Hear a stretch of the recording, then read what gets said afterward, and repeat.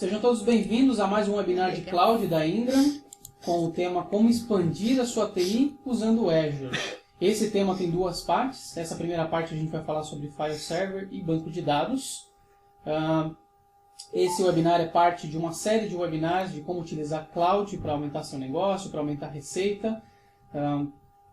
Esses webinars acontecem todas as sextas-feiras, no mesmo horário, e todo esse conteúdo é disponibilizado depois no canal do YouTube para vocês. O tema de hoje a gente vai falar sobre expansão de TI usando o Azure. Então, dois grandes pilares aí de TI, dois grandes grupos de tecnologia que existem nas empresas que a gente pode usar Cloud para melhorar ou expandir ou até preparar um ambiente para migração. Então, primeiro a gente vai falar sobre expansão de File Server. O que é de fato um File Server em Cloud, se a gente está falando de File Server ou de pasta compartilhada. E vamos tratar aqueles dois cenários. Para quem acompanhou um dos primeiros webinars que a gente teve esse ano, foi sobre, de fato, o que é a migração para Cloud. Nem sempre a migração para Cloud significa você levar tudo para Cloud. Então a gente vai olhar duas perspectivas aqui de File Server. O File Server para quem está pensando em fazer a migração total para Cloud, e o File Server para quem não vai fazer a migração total para Cloud, ou que quer manter alguma coisa, ou precisa manter alguma coisa local. Isso não é um impeditivo para Cloud, pelo contrário, você pode usar Cloud sim para potencializar e aumentar a capacidade dos ambientes dos clientes de vocês. E a gente vai falar a mesma coisa sobre banco de dados. Quais são os passos para você levar um banco de dados do teu cliente para Cloud?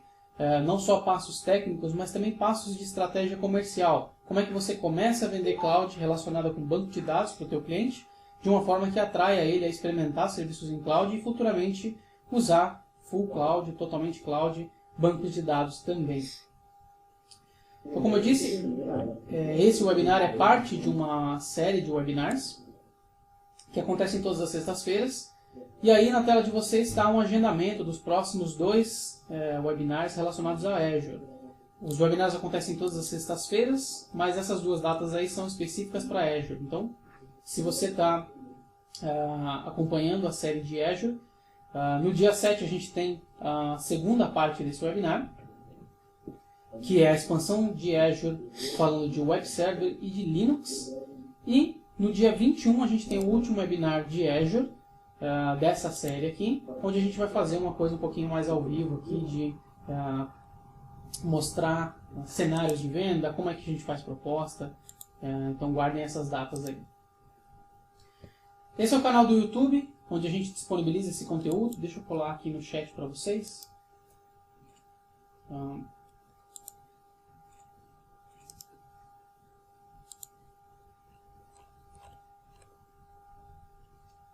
pessoal está falando alguma coisa do áudio.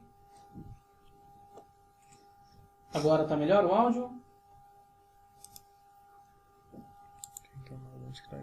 Esse número está aberto. Tá.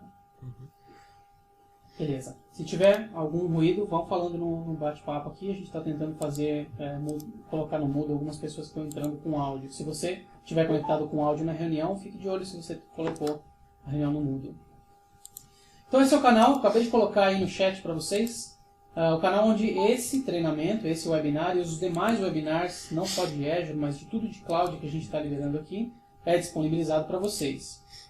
E eu também quero deixar aqui o meu LinkedIn pessoal, onde eu publico algumas coisas relacionadas ao conteúdo e às vezes algumas dúvidas que vocês mandam que é um pouquinho mais complexo, eu acabo escrevendo algum artigo, alguma coisa mais detalhada para liberar para vocês no LinkedIn. E aqui eu queria pedir uma ajuda para vocês. Esse link também está aí no chat para vocês. Esse link que está na tela e eu colei aí no chat para vocês. É onde vocês podem opinar sobre esse webinar e sobre que tipo de material, que tipo de conteúdo vocês gostariam de ter, qual tipo de assunto vocês gostariam de ver aqui nesses webinars. Então são 4 ou 5 perguntinhas bem rápidas para você poder qualificar esse webinar e também sugerir o que você gostaria de ouvir no próximo webinar. Então, a primeira coisa que a gente fala aqui, antes de falar de File Server, geralmente as cotações e os pedidos de migração para Cloud devem chegar para vocês e chegam aqui para nós da Ingram. Muitas vezes eles chegam simplesmente com uma cópia daquilo que você tem no ambiente local. Ou seja, o teu cliente está cotando um servidor, comprar um servidor para fazer de file server, e ele pega aquela cotação feita, que tem memória, processador, marca de processador, marca de HD, fonte redundante. Ele pega aquela lista que ele usou para cotar hardware e te pede uma cotação em cloud. E às vezes falta a segunda pergunta que você tem que fazer antes de fazer esse tipo de cotação é: para que você vai usar esse servidor? Quando acontece de o seu cliente estar utilizando um servidor para file server, para armazenamento de arquivos de fato, existem algumas possibilidades de você trabalhar com isso em cloud. Mas antes, você precisa identificar qual é o tipo de armazenamento, qual é o tipo de compartilhamento de arquivo que está acontecendo. Se ele é de fato um file server ou se o teu cliente está em busca de uma pasta compartilhada. Qual que é a diferença básica entre esses dois aqui? Simplificando bastante e sendo bem grosseiro no comparativo aqui. O file server é uma solução completa para compartilhamento de arquivos, enquanto o file share, ou a pasta compartilhada, é simplesmente um espaço em cloud onde você faz o armazenamento de arquivos. Aí começam algumas diferenças. O file server ele vai usar, por exemplo, se nós estivermos falando de Windows, um serviço completo de Windows para compartilhamento. Então, níveis de alteração de arquivo, nível de permissionamento, se ele pode editar, se ele pode apagar, se ele pode criar pastas, tudo isso você pode fazer usando esse serviço completo. Enquanto um compartilhamento de pasta é só uma pasta compartilhada mesmo.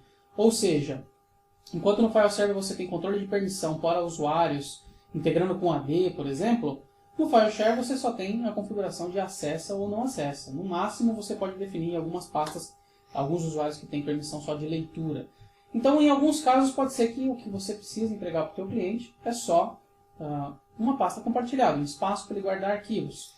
Mas se a empresa é um pouco maior, se tem mais funcionários, mais colaboradores, precisa de um controle mais completo de permissionamento, você tem condições de usar tudo que o Windows tem de recurso de compartilhamento de arquivos, ou de Linux também, para ter uma solução de fato de file server. Então, para demonstrar para vocês aqui a questão de pasta compartilhada em nuvem. Como é que ela funciona? Basicamente você tem dentro do Azure o espaço de storage. O que você vai fazer ali dentro é mapear esse storage do Azure na forma de pastas e com um protocolo que consegue ser lido por máquinas, estações Windows, por exemplo, que é o SMB. Então você consegue designar quais são as máquinas que conseguem acessar determinada pasta, ou melhor, quais são os usuários que acessam determinada pasta, e basicamente você consegue que o Windows, se ele for acima de XP, o 7, o 8, o Vista, o 10, todos eles conseguem entender o protocolo SMB na versão 3.0 que comunica com o Azure diretamente, ou seja, você consegue designar os usuários para fazer uma conexão direta com uma área de storage do próprio Azure. Então, a vantagem disso é que você não precisa de servidor. Quem está fazendo todo esse gerenciamento, todo esse controle de acesso é o próprio Azure. E esse ambiente é um ambiente criptografado, tanto no trânsito quanto no local do armazenamento, em repouso. E, logicamente, como você não está utilizando o sistema operacional, estrutura de processamento de servidor, você está usando a parte de storage do Azure, você consegue chegar nos preços mais baixos de armazenamento dentro do Azure. E um outro ponto positivo disso é uma configuração fácil e rápida desse ambiente. Então, muitas vezes o cliente está procurando realmente uma pasta simples para armazenamento de arquivo, que tem uma configuração simples, ele tem uma empresa pequena, tem poucos usuários, você consegue ofertar isso para ele. E aí, para mostrar que realmente é fácil para vocês, eu vou demonstrar aqui como é que é feito esse compartilhamento. Para vocês terem uma ideia, eu acesso o meu portal do Azure aqui, e esse pode ser um portal que vocês criaram para vender para o cliente de vocês, ou até um portal da própria revenda, o seu próprio portal, onde você cria compartilhamentos para cada cliente, você mantém a gestão desses arquivos. Você vai colocar um novo storage, clica aqui na parte de storage, você dá um nome para esse storage. A maioria das configurações já vem feitas aqui, então você não precisa mudar muita coisa. A única configuração que talvez você se interesse em mudar aqui é qual a forma de redundância desse armazenamento. A gente pode deixar localmente redundante. E aqui, designar se você quer separar isso na interface em um grupo de recursos separado ou não, ou criar um grupo de recursos novo, só para você ter uma organização visual melhor. Mas então aqui não estou mexendo com código, não estou mexendo com nenhuma configuração muito complexa, estou usando bastante configuração padronizada. E nesse momento o armazenamento já está sendo configurado. Se vocês verem aqui, dentro das notificações aqui, já está sendo preparado um espaço dentro do storage do Azure, já com uma estrutura que você possa utilizar depois para várias coisas, mas dentro dessas várias coisas, uma delas é utilização para armazenamento de arquivos. Vamos só aguardar que ele termine de fazer a configuração aqui, isso deve levar menos de 1 minuto. Pronto. Concluiu. Eu já consigo ver, dentro do meu grupo de demonstração aqui que eu criei, eu já consigo ver o storage que eu acabei de criar. Então, o próximo passo aqui é só eu dizer para que eu quero usar esse storage. Eu vou usar para guardar arquivos. Inclusive essa interface que eu estou usando do Azure aqui, ela está em inglês, mas ela tem a opção em português também para você, se esse painel for disponibilizado para cliente, por exemplo. E aqui eu vou definir qual é o compartilhamento que eu quero. Vou dar um nome para essa pasta, compartilhamento teste.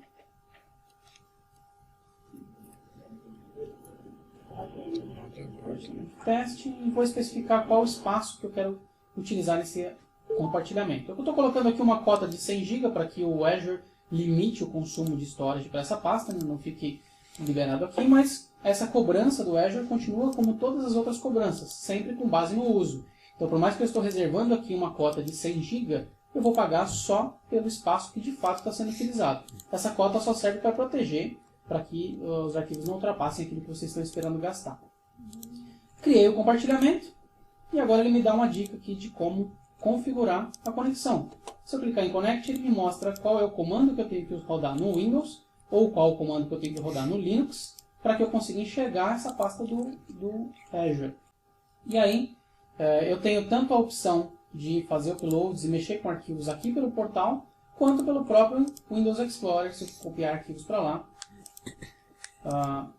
Se eu copiar arquivos para essa pasta ou fizer a utilização via portal do Azure. O importante é que esse script pode ser rodado somente para os usuários que têm acesso a mexer nesse ambiente ou não. Então esse aqui é uma maneira simples de você ter um armazenamento de pasta no Azure sem precisar ter um Windows Server ou uma estrutura de file server de fato. Agora a estrutura para o Windows Server como um servidor de file sharing mesmo, de file server com todas as funcionalidades de Windows Server. Funciona basicamente você tendo uma estação, um servidor Windows totalmente em cloud, e esse servidor ele vai se comunicar com a sua rede através de uma VPN. Então ele é visualizado pela tua rede como se fosse um servidor que está dentro da rede hoje, e ele vai poder utilizar todos os recursos de compatibilidade com AD, e ele vai poder ser visualizado por todos os usuários como é o seu file server hoje. Então uma das vantagens de você usar aí o servidor Windows como um file server é que você não precisa mudar muito a maneira como os seus usuários enxergam. Na verdade você não precisa mudar nada, é um servidor que vai manter o mesmo IP, vai manter o mesmo local, ele só vai estar rodando em nuvem. Só que aí com o Windows Server você consegue adicionar tudo aquilo que o File Sharing Services do Windows consegue fazer, que é controle de acesso, faz tudo que o Windows Server faz, integra com o AD, e a vantagem é que ele pode ser desligado, ou seja, a diferença básica entre ele e um servidor local é que esse servidor local, uma vez que você comprou e colocou no ambiente do teu cliente, ele já está pago, não tem muito que você possa fazer para economizar em cima desse valor. Já um servidor dentro do Azure, se por exemplo a empresa não funciona no fim de semana ou ela fora do horário comercial não tem acesso nenhum, essa máquina do Azure pode ser desligada e aí não tem nenhuma cobrança que acontece em cima dela, a não ser o próprio armazenamento, mas ele não é cobrado uma instância que fica ligada o tempo todo. E também ela pode ser escalada, então qualquer momento que a empresa aumentar tanto em tamanho de armazenamento quanto em capacidade, número de usuários, ou seja, preciso de um servidor mais robusto, mais preparado para receber mais usuários, você pode automaticamente escalar essa máquina sem precisar reconfigurar todo o ambiente, ou o que aconteceria se você precisasse trocar um hardware físico. O acesso continua sendo ou via rede ou via remote desktop para administração. E aí um outro ponto que muita gente fala, principalmente para quando você fala não vou levar um ambiente todo para cloud, eu quero manter a minha estrutura local de file server, vou manter o meu file server local que tem armazenamento em storage, porém eu preciso aumentar essa capacidade, eu preciso de mais poder computacional ou pelo menos de mais espaço na minha storage sem precisar substituir uma storage. Então o que acontece muito é a empresa que tem a storage implementada, geralmente essa storage, dentre muitas coisas que ela vai ter guardada lá, ela tem um ambiente, seja ele Hyper-V ou VMware de virtualização, onde você tem várias máquinas virtuais estabelecidas. Isso geralmente é o que consome boa parte dos storages das empresas que usam camada de virtualização. Mas o que acontece na realidade é que dentro dessa massa de dados, você tem uma parte dela, que é uma parte de acesso frequente, então a parte que a gente chama de dados quentes, e tem uma parte de acesso não tão frequente. Então, a estrutura de arquivos que você usa para suportar o mecanismo e a infraestrutura das máquinas virtuais tem um acesso quente, mas pode ser que os discos que são alocados, os discos virtuais que são alocados para essas máquinas, ou os locais onde são armazenados os arquivos dessas máquinas, tem pouco acesso. Então, o que acontece é que você tem, às vezes, uma boa parte do seu storage, que é storage de disco, que tem alta performance, que tem alta capacidade, simplesmente lá para guardar arquivos que têm pouquíssimo acesso, ou às vezes até retenção de longo prazo de coisas que não têm acesso.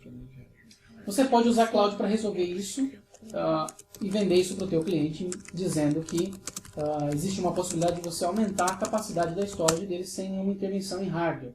Como é que você faz isso? Um dos recursos do Azure é o Store Simple. O Store Simple é um mecanismo que você implementa localmente, uma ferramenta que você implementa localmente junto com o teu virtualizador, e ele consegue identificar dessa camada de virtualizador o que é acesso quente, o que é acesso frio. Qual a informação que tem muito acesso, qual a informação que tem pouco acesso. A informação que tem muito acesso, ela permanece localmente, ela permanece dentro do storage. Mas o Store Simple consegue separar aquilo que tem pouco acesso e manda automaticamente para a cloud. Então você consegue pegar toda aquela área do seu storage, que antes era utilizada para guardar dado de pouco acesso, você pega esse dado de pouco acesso, automaticamente leva para a cloud, e você libera espaço no seu storage para aumentar o número de máquinas virtuais, ou aumento até de capacidade de armazenamento, uma vez que cloud você pode ter uma capacidade aí quase ilimitada de espaço. E tudo isso sem que você tenha que fazer um investimento em hardware. O que você vai gastar para ter um ambiente nessa condição? O uso do próprio Store Simple, que é uma licença simples, quem já teve acesso a isso sabe que o preço disso é quase simbólico mesmo, em relação ao benefício que ele traz. E o espaço de armazenamento. Uma das vantagens de você fazer isso é que você está usando um armazenamento frio, como você está guardando arquivos de pouco acesso, ele também vai ter pouco acesso dentro de cloud. Então você consegue usar o armazenamento mais barato que existe hoje de storage em cloud. E você vai pagar por transações e saídas de dados. Mas, novamente, como você está falando de arquivos que têm pouco acesso, você vai provavelmente ter pouquíssimas transações e pouquíssima saída de dados sobre esses arquivos que estão lá, sobre esse ambiente que está lá. Toda essa inteligência é feita pelo Store Simple, que é um recurso que vocês podem vender para a expansão de storage no cliente de vocês. E isso, logicamente, comparado com a aquisição de uma nova storage, aquisição de hardware ou de discos para a expansão da storage, pode significar uma redução de preço, uma redução de custo muito grande para o teu cliente, pelo menos do ponto de vista de investimento. Então essas são as opções para file server. E agora a gente vai falar um pouquinho das opções de expansão para banco de dados, usando o cloud. Muita gente, para fazer essa migração, esse uso de banco de dados em cloud, tem vários passos antes que tem que ser tomados, muitas vezes de redesenho de engenharia de software, ou até muitos problemas com performance de link, ou até, como a gente tem ouvido em alguns casos, bancos de dados de múltiplos fabricantes. Então o cara tem um SQL, ele tem um Oracle, ele tem Postgres, ele tem MySQL, enfim, são vários fabricantes trabalhando no mesmo ambiente e às vezes isso pode impedir ele de desenhar uma arquitetura de migração para cloud ou até dificultar para vocês desenhar essa estrutura. Mas uma coisa que tem sido muito bem vista pelos clientes finais, e é uma coisa que por onde vocês podem começar a falar de levar banco de dados para a nuvem, é sobre proteger o banco de dados onde ele está. Provavelmente o cliente de vocês que tem banco de dados entende que o banco de dados dele, ou assume que o banco de dados dele é um dos itens, se não o mais importante ali, em relação à disponibilidade. Então ele não pode parar, é o banco de dados que tem a informação mais preciosa, é o banco de dados que tem que estar o tempo todo rodando, o tempo todo com backup, o tempo todo supervisionado, e talvez o mais caro de se manter, porque além de você ter que manter toda uma infraestrutura, cada banco de dados vai pedir um especialista, que geralmente é muito caro de mercado, para manter isso tudo vivo. Mas existe a possibilidade de você evitar que ele gaste muito ou que ele fique desprotegido, que é o que mais acontece, né? O teu cliente acaba ficando desprotegido por não saber que existe uma possibilidade com cloud para proteção de ambiente local. Então o primeiro passo para você levar um discurso de cloud para banco de dados é você de fato falar sobre alta disponibilidade. Não vou migrar o teu servidor para cloud agora, eu vou proteger ele onde ele está. Então, supondo que o teu cliente tem aí o SQL Server, existe a possibilidade de você proteger ele de duas maneiras. Uma primeira proteção rápida, fácil de você colocar para esse banco de dados é fazer o simples DR. É você ter uma réplica desse servidor de SQL, e essa réplica não é uma réplica simples, uma réplica só de cópia de VHD, eu estou falando de réplica do nível de aplicação, então realmente olhando transações de SQL, nível de recuperação de banco de SQL dedicado. Então, apesar de ser um disaster recovery simples, ele é um disaster recovery especializado. Essa é uma maneira simples e rápida de você oferecer uma proteção para o cliente, sem que ele precise investir muito, mas para que ele comece a ter as primeiras experiências dele em cloud junto com você.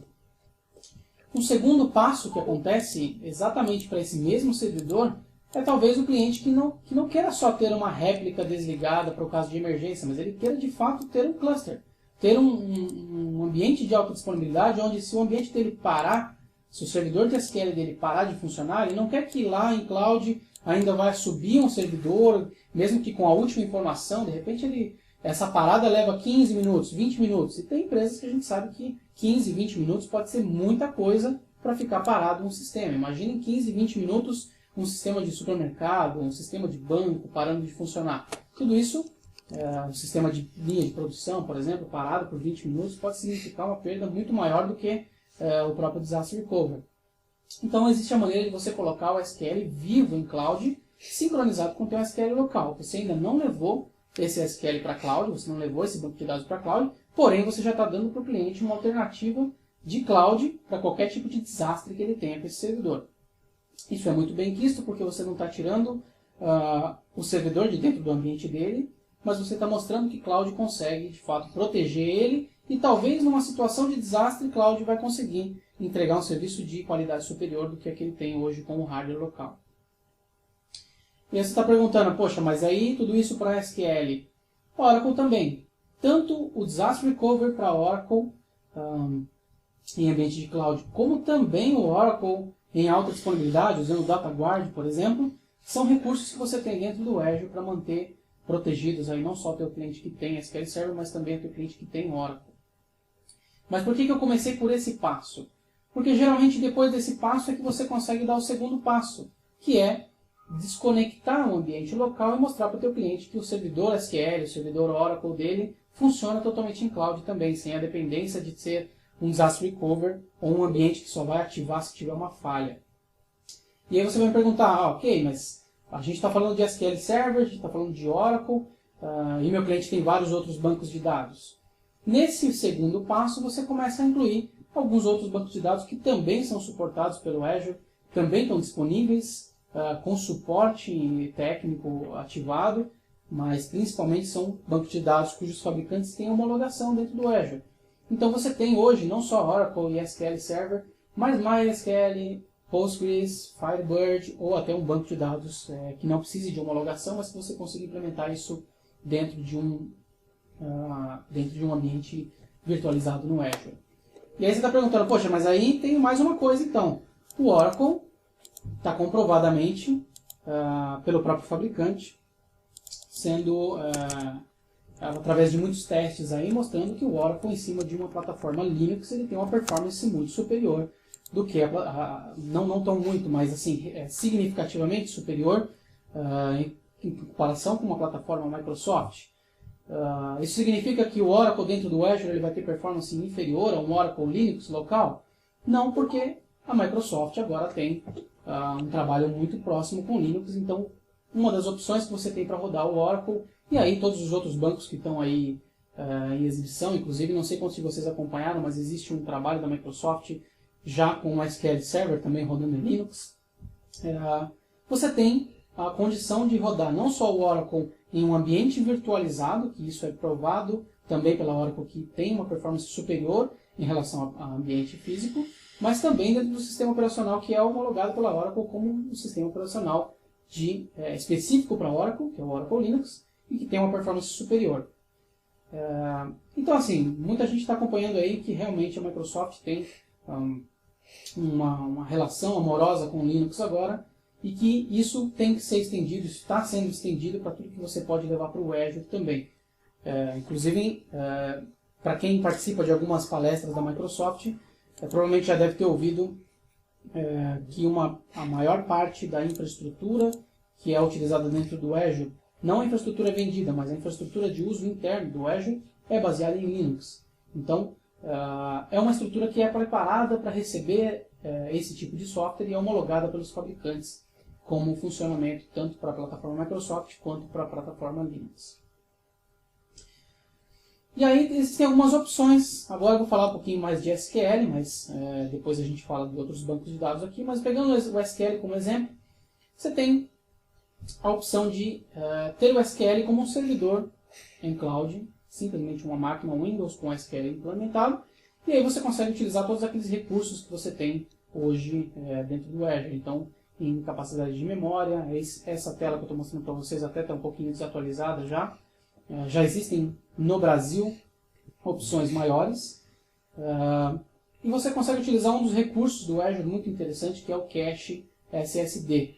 Muitas vezes você tem um servidor local rodando o SQL, que ele tem um disco inteiro SSD rodando para rodar esse SQL, enquanto muitas vezes a grande performance do SQL é quando ele consegue usar somente o cache em SSD. Logicamente que é muito interessante você ter um disco total em SSD, mas isso pode ser muito mais caro do que um disco comum, e muitas vezes você consegue ter um cache em SSD e o resto do HD normal, o resto do disco normal, ou seja, você consegue extrair uma performance muito superior do SQL sem precisar investir num disco inteiro SSD.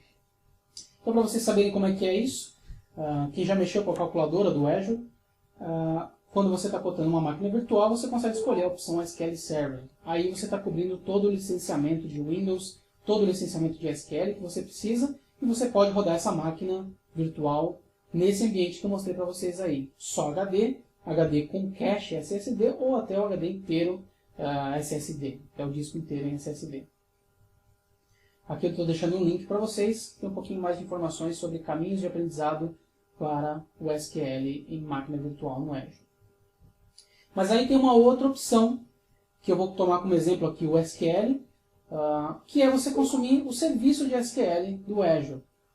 Então, uma das maneiras de expandir um ambiente local usando o cloud, um ambiente de SQL usando o cloud, é você convencer o cliente ou levar para o cliente a possibilidade dele não precisar mais comprar Windows Server, Cloud Windows Server, SQL Server, Cloud SQL Server, toda essa estrutura para que ele conseguisse fazer simplesmente o consumo de um banco de dados. Muitas vezes o sistema consome uma instância de banco de dados e essa instância é o que ele precisa. Não tem configuração em sistema operacional, não tem nada que ele precise fazer especificamente no Windows para usar esse ambiente. Então existem duas possibilidades. Ou ele tem um servidor SQL em nuvem, ou ele tem um SQL como serviço. Então tem muitas dúvidas em relação a qual é o caminho para decidir qual das duas plataformas utilizar aqui. Se o teu cliente precisa migrar SQL para a nuvem do jeito que está, sem mexer, precisa de um jeito rápido, mas simplesmente porque o hardware está ficando antigo, porque ele está precisando fazer um upgrade no hardware e não tem condições de comprar mais hardware agora, para você migrar do jeito que está, você usa um SQL em nuvem igualzinho.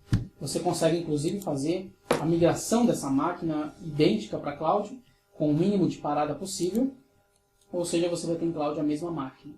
Agora, se ele precisa aumentar essa máquina, se ele precisa mexer com performance, se ele precisa fazer uma alteração nessa máquina, precisa customizar isso, talvez o SQL como serviço seja mais interessante.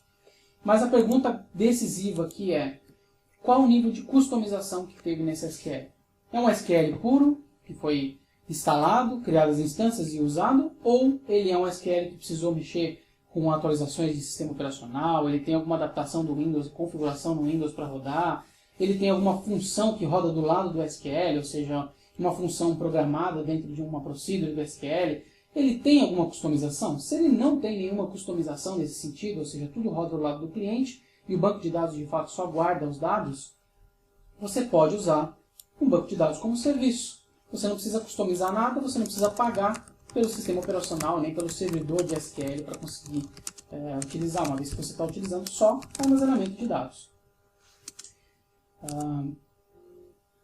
E aí também uma questão de espaços, né? A gente está falando de bancos de dados pequenos, de até 1 TB, você consegue usar como serviços, e bancos de dados maiores, até 64 TB, você precisa de uma máquina para conseguir usar toda a capacidade do SQL. Mas aí existem alguns benefícios também para cada lado. Enquanto um SQL numa máquina virtual ele precisa da gestão de TI para aplicação de patches, aplicação de segurança, backup, tudo isso, o SQL como serviço tem um SLA oferecido pela Microsoft, ou seja, você concentra só naquilo que é banco de dados. Todo o restante, versão de SQL, tudo isso é guardado, versão de Windows, tudo isso é preservado pela própria Microsoft. Por outro lado, numa máquina virtual você tem acesso ao sistema operacional, coisa que você não tem no SQL como serviço.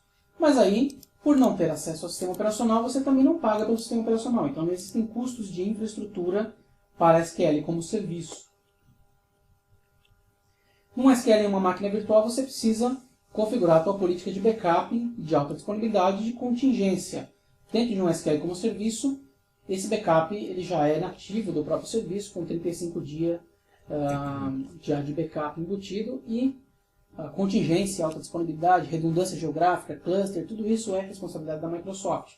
Como eu disse, não há, do lado do serviço você não tem a preocupação com infraestrutura, mas você tem que ter uma base de dados limpa e preparada para funcionar dentro do SQL.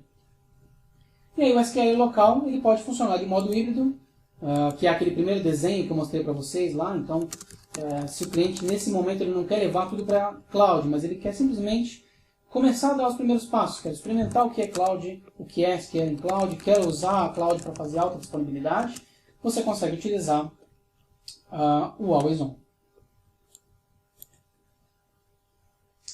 E aí, dentro dos webinars que estão lá dentro do YouTube, vocês conseguem encontrar um webinar exclusivo falando sobre SQL, sobre como que é calculado o preço de serviços de SQL.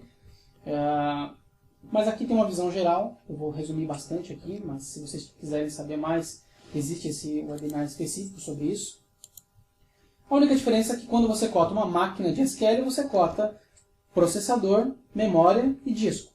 Quando você cota um serviço de SQL, você cota com base no tipo de consumo que esse serviço vai ter. Por exemplo, quantas transações por segundo você precisa fazer, quantos logins concorrentes você precisa fazer, quantas sessões você precisa abrir.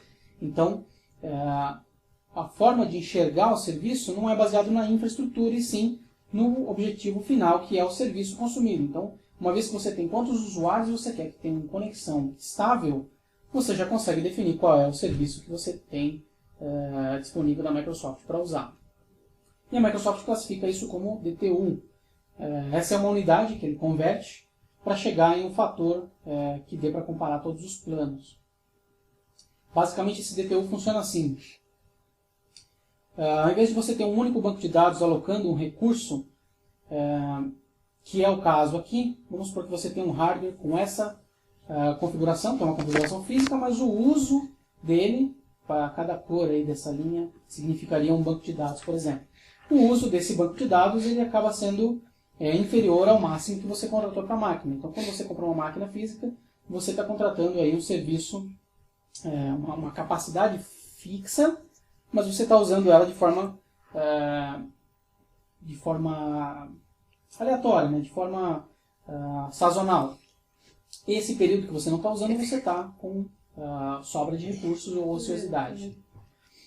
Isso acontece quando você junta muitos bancos de dados. Então, por exemplo, eu tenho um banco de dados que tem um departamento que usa em determinado horário do dia. Eu tenho outros sistemas que usam em outros horários do dia, ou até outras partes do sistema que são consumidas em outras áreas do dia, ou outros bancos de dados. Quando eu tenho, por exemplo, muitos bancos de dados, eu tenho consumos diferentes para todos eles, mas eu tenho uma média que acontece para todos eles aqui em cima. Então, o que eu consigo fazer na contratação do SQL elástico é exatamente contratar um serviço que consiga equilibrar todos os bancos de dados em um único tipo de consumo. Eu não preciso ter um servidor que aguente todos eles funcionando ao mesmo tempo, mas eu preciso de um servidor que aguente eles funcionando, emprestando recursos entre eles. Então, quando um banco de dados está consumindo menos, o outro pode consumir o recurso desse banco de dados. Então, você tem um tipo de SQL, quando você está trabalhando com o serviço, que é o SQL elástico, que permite que você faça o banco de dados ter a performance de acordo com o que ele está consumindo. O banco de dados tem poucas pessoas acessando, ele vai ter uma performance menor, e o banco de dados que teve muito acesso, ele vai ter uma performance bem maior. Basicamente, isso funciona assim. Quando você tem múltiplos bancos de dados com tamanhos e performance e forma de acesso diferente, você consegue juntar eles em uma pilha já com previsibilidade de custo, só que os bancos de dados crescem conforme a necessidade. Enquanto um diminui a demanda, o outro pode ficar com um recurso disponibilizado para ele. É como se você tivesse um pool de servidores trabalhando para um único banco de dados. Então, por que eu passei por aqui? Né? Um pouquinho mais complexo, deixei um link aí também para vocês desenvolverem um pouco mais nesse assunto, se tiver interesse. Mas isso é para mostrar que com o SQL como serviço existem algumas possibilidades, além de simplesmente levar um SQL para a nuvem. Então aí está um link falando sobre cada uma das funcionalidades. Vocês estão me perguntando, poxa, mas é só para SQL então? Esse negócio dele poder ser elástico, ou de eu consumir ele como serviço principalmente, né? Eu quero SQL como serviço, mas eu não tenho um SQL, eu tenho um outro banco de dados. Então a novidade é que agora também é possível você ter como serviço da Microsoft o Postgre e o MySQL. Então se o teu cliente não utiliza SQL, utiliza bancos abertos ou até bancos open aí, que tem um custo, mas que não é SQL Server, não é Microsoft, eles também estão na modalidade de serviço. Então, não necessariamente você precisa agora ter uma máquina virtual para rodar um Postgre ou um MySQL. Você consegue fazer isso usando os serviços do Azure. E aí você pode ter, de fato, um database as a service, não só para SQL. Então, essas são as duas maneiras que você tem para expandir tanto file server, storage, quanto para a expansão do banco de dados. Aí você pode estar se perguntando, eu nunca fiz isso, eu vi esse monte de material aqui, mas eu não faço nem ideia por onde começar, ou isso deve ter um preço caro e eu só sei vender aquilo que existe em preço de tabela, me dá desconto já logo de cara, porque eu não sei nem por onde começar isso. Mas na verdade a tua preocupação está aqui, em você precisar participar mais da vida do teu cliente e você precisa fazer coisas mais inteligentes, com um pouco mais de valor para o teu cliente. Então existe uma possibilidade, e logicamente tudo isso drivando para você, para aquele velho pedido que eu preciso de mais margem. Então, como é que a gente torna tudo isso viável? Principalmente agora que você aprendeu a expandir file server, aprendeu a expandir banco de dados, você já tem um argumento para venda, e se você vendeu, e agora o que a Indra faz para te ajudar? A gente te ajuda com aquele caminho, muitos de vocês já viram, o Easy Azure. Tudo isso que eu estou mostrando para vocês aqui, você tem não só os webinars aqui de apoio, mas também todo o material para você aprender sobre o produto, aprender sobre a configuração e para você fazer perguntas de investigação. Então, o que você recebe da Indra? Eu vou mostrar para vocês um dos documentos aqui. Tudo isso que eu mostrei para vocês está aqui dentro, de alguma forma, desses itens aqui. que falam sobre cada uma das soluções. A gente viu algumas coisas nos webinars anteriores, mas aqui ele tem um descritivo falando sobre o que é a solução, o que contém essa solução, qual o preço estimado de custo para vocês dessa solução, mas que vocês podem trabalhar com serviços em cima disso. E se você está começando também e fala, poxa, mas eu não sei ainda como abordar o meu cliente sobre isso. Existem aí, para cada tipo de funcionalidade, uma explicação um pouco mais detalhada sobre o que é e quais as perguntas que você pode fazer para o teu cliente para chegar, para conseguir fazer uma cotação de fato de cada um dos serviços aqui. Então, cada coisa que você vê nesses webinars, tudo que você vê aqui faz parte do projeto de Easy Azure, que é a união dos serviços do Azure, que tem um consumo e configuração mais simples, mas que tem um valor alto para o teu cliente. Então a gente ajuda você a entender como fazer isso. E também, logicamente, uma vez que você conseguiu fazer a venda, conseguiu trazer o negócio, convencer o cliente, levou os preços e tudo isso, a Ingra te ajuda em como fazer isso acontecer, como configurar, como entregar o serviço que você vendeu.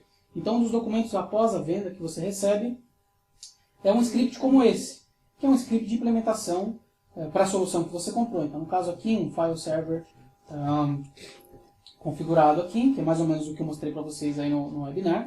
Ele tem uma explicação mais resumida do que é, mas principalmente aqui um passo a passo mostrando quais são as telas, o que você tem que fazer para conseguir entregar esse serviço para o teu cliente. Então isso você pode ou entregar esse guia direto para o teu cliente, ou, no melhor dos mundos, você aprender a fazer isso e entregar isso como serviço para o teu cliente. Serviço de configuração, serviço de manutenção do ambiente, serviço de consultoria, tudo isso para conseguir aumentar aí a margem de ganho em cima dos teus negócios em cloud. A dica é para você colocar isso em prática na tua própria empresa. Então compre para vocês, vocês vão ver que alguns preços, inclusive alguns apareceram aqui nos documentos para vocês, são preços bem razoáveis, bem simples, são todos baseados em consumo, então dá para vocês implementarem como teste na sua própria empresa, e é onde a gente consegue te ajudar até na configuração, no entendimento da solução. Para que o objetivo final é que você crie o seu próprio pacote de Easy Azure e você venda isso no seu cliente com o teu serviço, com alguma coisa exclusiva que você faça e que te torne diferente no mercado. E aí, de fato, você vai poder fazer parte da vida do teu cliente, saindo aí de uma venda de part number, uma venda de disputa de mercado, de mar vermelho, para uma venda de solução diferenciada, do jeito certo, uma maneira exclusiva e uma maneira mais valiosa para o teu cliente. Eu estou deixando aqui os contatos da Juliana. A Juliana é nossa especialista em Easy Azure, em Azure em geral, né? Entre em contato com ela para ter materiais, para ter informações sobre o Easy Azure, ajudar em cotações, ajudar no entendimento. Ela está à frente disso aqui para poder ajudar vocês comercialmente, e eu também junto com ela aqui para ajudar vocês do ponto de vista técnico, junto com o Júlio aqui também para desenvolvimento de ambientes e de soluções. E é isso, pessoal. Se você puder, tiver uns minutinhos, acesse esse link aí, dê uma opinião sobre o treinamento, sobre o webinar, ou alguma sugestão de alguma coisa que você gostaria de ver. Espero que eu tenha trazido para vocês algumas novidades. Eu vou interromper a gravação aqui, agradeço a participação de vocês. A gente se vê na próxima sexta-feira, no próximo webinar de Cloud, e até lá.